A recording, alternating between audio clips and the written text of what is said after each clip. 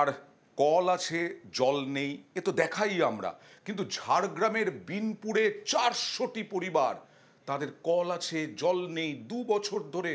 কবে পাবেন জল প্রশ্ন।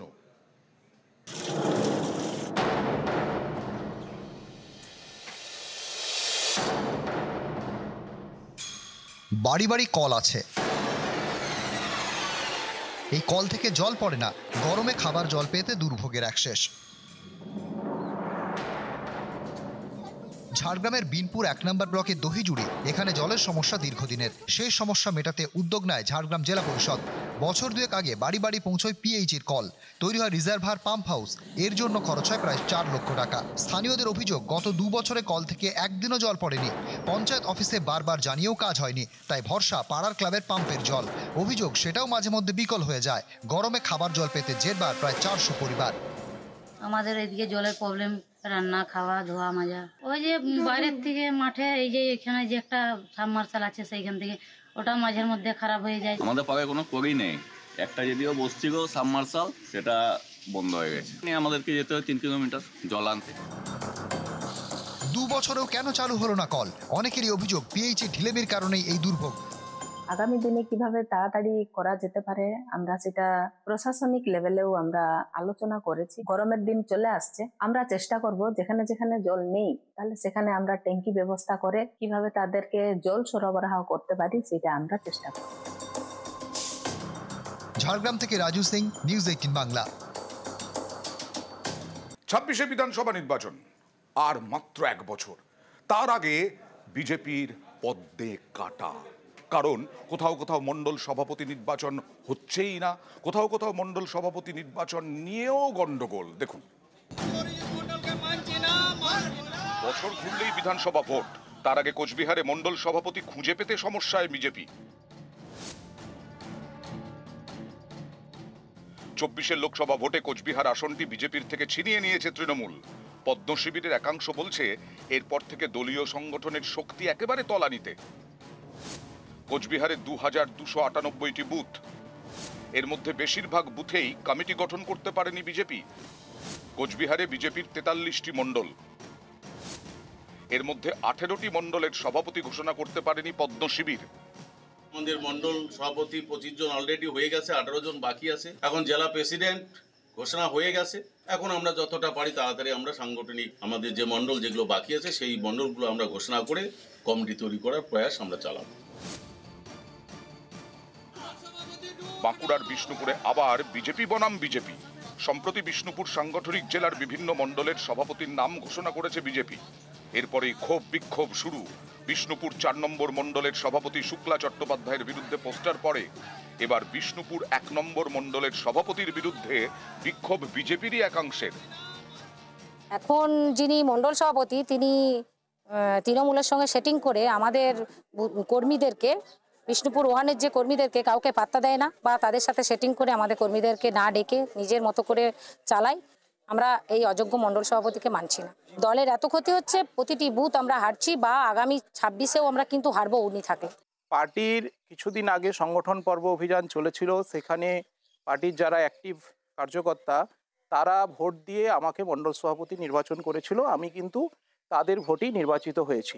অতএব মানবে না বা চলবে না, হচ্ছে না, এগুলো দেখুন, এগুলো পার্টির অভ্যন্তরীণ বিষয়ে বসে কথা বলা যায়, কারণ পার্টির সবাইকে তো আর সমানভাবে পদ দেওয়া সম্ভব না। এই কিছু মানুষ পদের জন্য এসব নোংরামি করে। উত্তর 24 পরগনায় বিজেপির বসিরহাট সাংগঠনিক জেলা। সম্প্রতি এই সাংগঠনিক জেলার বিজেপি সভাপতি হয়েছেন সুকল্যাণ বৈদ্য। এরপরেই পোস্টার। নতুন জেলা সভাপতির বিরুদ্ধে বাদুড়িয়ায় বিজেপি পার্টি অফিসে পড়েছে পোস্টার। তাতে লেখা, আজ থেকে বিজেপি দলের কালো দিনের সূচনা। বসিরহাটে কাছাড়িপাড়ায় বিক্ষোভ দেখানো হয়। দক্ষিণ 24 পরগনার নামখানা, এখানে সাগর 5 নম্বর মণ্ডলের বিজেপি সভাপতি দিলীপ প্রধানের বিরুদ্ধে ক্ষোভ দলেরই একাংশের, তারা বিক্ষোভ দেখান। নিউজ 18 বাংলা। গঙ্গাসাগরের সমস্যা আবার সেই ভাঙন আতঙ্ক। কপিল মুনির মন্দিরের কাছেই স্নানঘাটে ভাঙন। গত কয়েক মাস আগে সারানো হয়েছিল, কিন্তু তারপরে কোটালের জলোচ্ছ্বাসে ধুয়ে মুছে সাফ। গঙ্গাসাগর মেলার সময় 1 কোটির ওপর মানুষ আসে, প্রচুর টাকা ওদের জমাও পড়ে।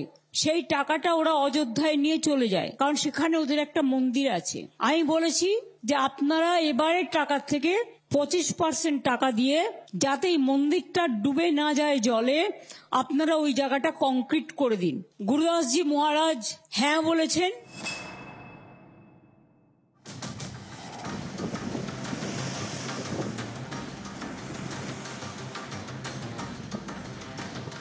ফুঁসছে বঙ্গোপসাগর, আতঙ্কে গঙ্গাসাগর।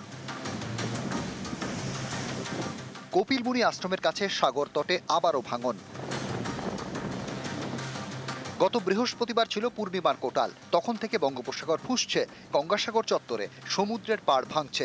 স্থানীয়দের দাবি, পাড় ভাঙতে ভাঙতে কপিলমুনির আশ্রম থেকে এখন সাগরের দূরত্ব প্রায় 450 মিটার। 1 থেকে 3 নম্বর স্নানঘাটের মধ্যে বড়সড় ভাঙন দেখা দিয়েছে।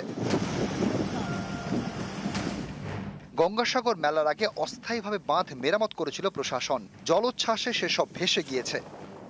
আতঙ্কে তো অবশ্যই আছি। রাতে তো চিন্তা থাকবে, ঘুমালে কখনো একটা ভরা কটালে এসে পুরো ভেসে নিয়ে চলে যাবে।